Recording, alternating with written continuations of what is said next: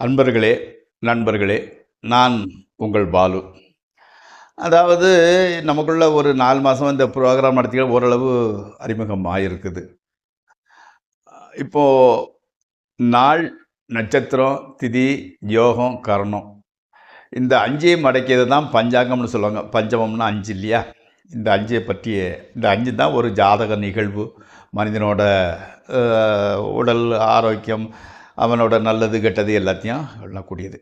So இந்த ஒரு ஜோசியர்கள் வந்து இந்த 5 பற்றியும் நன்றாக தெரிந்திருக்க வேண்டும். இந்த 5 வந்து எந்த வளைவில் ஒர்க் அவுட் ஆகுதுங்கிறது கூட நல்லா தெரிஞ்சிருக்கணும். ஆனால் எனக்கு தெரிஞ்ச வரைக்கும் தமிழ்நாட்டில் ஒரு முக்கால்வாசி ஜோதிடர்களுக்கு நாள் நட்சத்திரம் தவிர மற்றதை வச்சு பார்க்கறது இல்லை.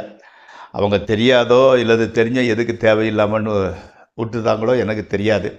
நான் சொல்வதில் தவறு இருந்தால் மன்னிக்கவும். அப்போ வந்து அதே மாதிரி ஒவ்வொரு சமயங்கள்லையும் கொஞ்சம் கொஞ்சம் அதே மாதிரி அஷ்டவர்க்க தியரின்னு ஒரு தியரி. அந்த ஒரு தியரியை வச்சு தான் அது சுப்ரீம் கோர்ட் ஜட்ஜ்மெண்ட் மாதிரி கட் அண்ட் ரைட்டாக இப்படித்தாம்னு நம்ம சொல்லலாம். இருக்கலாம், மேபி அப்படிங்கிற வார்த்தையே கிடையாது. அந்த தியரி கூட கிட்டத்தட்ட மறைஞ்சு போயிடுச்சு, யாருக்கும் தெரியலன்னு நினைக்கிறேன். அது ஒரு அருமையான தியரி. அதை போல் சில இதுகளை அப்படி நம்ம விட்டுட்டு போயிருந்தோம். உதாரணத்துக்கு பெண்கள் அந்த வயசுக்கு வராங்க இல்லையா, அதாவது பூ பெய்த நிகழ்ச்சி, அதை வந்து அந்த நேரத்தை வந்து ஜாதகமாவதி அதைத்தான் அந்த காலத்தில் முக்கியமாக பார்ப்பாங்க. அதில் தோஷம் இருந்தால்தான் ரொம்ப முக்கியமான கெட்ட பலன்கள் நடக்கும்னு சொல்லிட்டு ரொம்ப பயந்துக்கிட்டு இருப்பாங்க. இப்போது நிறைய பேர் பார்க்குறத விட்டுட்டாங்க. பட் நம்ம முன்னோர்கள் ஒரு இதை சொல்லியிருந்தாலும் ஏதோ காரணம் இல்லாமல் அவங்க எந்த இதையும் சொன்னது கிடையாது. அப்போது அந்த பூப்பயிரை அதாவது வயசுக்கு வந்த ஜாதகத்தில் ஏதோ ஒரு எஃபெக்ட் இருக்கணும், கண்டிப்பாக இருக்கும். இப்போது நம்ம வந்து டீட்டெயிலாக போகாட்டால் கூட அந்த வயசுக்கு வந்த குழந்தைகளோட அந்த அந்த நாளில் எப்படி இருக்குங்கிறத ஒரு லைட்டாக நான் சொல்லிட்டு போயிடுறேன். தெரிய விருப்பம் உள்ளவர்கள் அதை பற்றி தெரிஞ்சுக்கோங்க. இப்போ உதாரணமாக ஞாயிற்றுக்கிழமை அவங்க வந்து பூ பெய்தால், அதாவது வயசுக்கு வர்றதால் புஷ்பூதி ஆகிறதுன்னு சொல்கிறாங்க இல்லையா, வந்திருந்தா அவங்களுக்கு வந்து பாடி வந்து உஷ்ண சரீரம்னு சொல்லுவாங்க. அதே சமயம் அவங்க புத்திசாலியாக இருப்பாங்க. படபடத்த வாக்கு படபடன்னு பேசிடுவாங்க.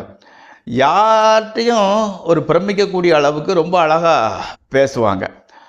அதே மாதிரி வந்து முதல்லையும் கடைசிலையும், அதாவது முதல்ல வயசுக்கு வந்த புதுசில் கொஞ்சம் கஷ்டம், கடைசி காலத்துலேயும் கொஞ்சம் கஷ்டம் வந்து விலகும். கஷ்டம் வந்து அதாவது ஒரு பாடம் கற்பிக்கிறது மாதிரி வந்து விலகும். அதே மாதிரி புத்திரதோஷம், குழந்தை பாக்கியத்தில் கொஞ்சம் சின்ன பிரச்சனை இருக்குது. அது அவங்க திசா புத்தியை பற்றி அவங்க ஜோசியர்கள் வந்து பரிகாரம் சொல்லுவாங்க, அதை ரெக்டிஃபை பண்ணிக்கலாம். நான் ஒரு அவுட்லைன் சொல்லிக்கிட்டு இருக்கிறேன்.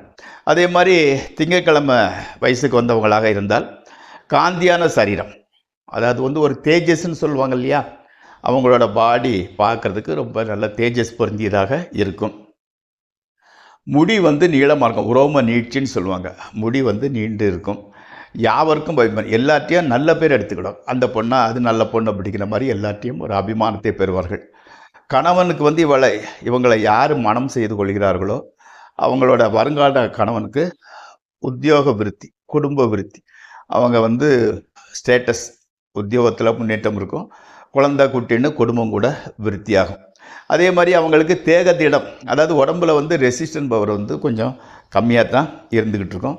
அலங்கார பிரியை, அதாவது மேக்கப் பண்ணுறது, நல்ல இது பண்ணுறது, அதில் வந்து ரொம்ப இன்ட்ரெஸ்ட் அவங்களுக்கு. அதே மாதிரி வந்து செவ்வாய்க்கிழமை வயசுக்கு வந்தவங்கன்னா வர்ண சேலை, அதாவது கலராக துணி போடுறதில் ரொம்ப இஷ்டமுடையவங்க. வீட்டில் வந்து கொஞ்சம் பொருள் நஷ்டம் உண்டாகிறதுக்கு உண்டான வாய்ப்பு இருந்துக்கிட்டு இருக்கு. உடன் பிறந்தவர்களுக்கும் குழந்தைக்கும் சின்ன தோஷம், அதுக்கு வந்து பரிகாரம் பண்ணிக்கணும். அதே மாதிரி வந்து புதன்கிழமை வயசுக்கு வந்தவன்னா உடம்பு வந்து ரெசிஸ்டன்ட் பவர், திடம் நல்லா இருந்துக்கிட்டு இருக்கும். படிப்பு ஜாஸ்தி இருக்கும், புத்திசாலித்தனம் ஜாஸ்தி இருந்துக்கிட்டு இருக்கும். அதே சமயத்தில் இறக்க குணம், தயாள குணம் உடையவங்களாக இருப்பாங்க.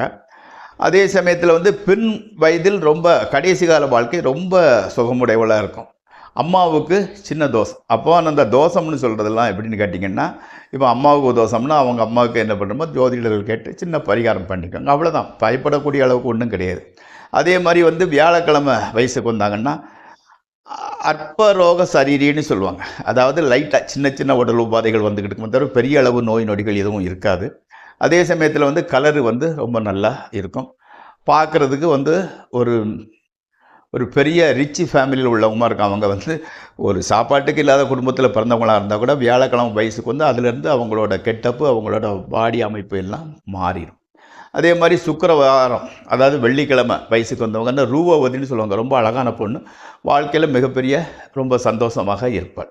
அதே மாதிரி சனிக்கிழமை வயசுக்கு வந்தவங்கன்னா மந்த புத்தி, கொஞ்சம் ஸ்லோ, அந்த அப்சாரி அந்த இதை புரிஞ்சுக்கிடக்கூடிய சக்தி கொஞ்சம் கம்மியாக இருந்துக்கிட்டு இருக்கும். கொஞ்சம் நோய் நொடிகள் அப்பப்போ வந்துக்கிட்டு இருக்கும். அதே மாதிரி வந்து ஒரு சுறுசுறுப்புக்கு கொஞ்சம் டல்லாக இருந்துக்கிட்டு இருப்பாங்க.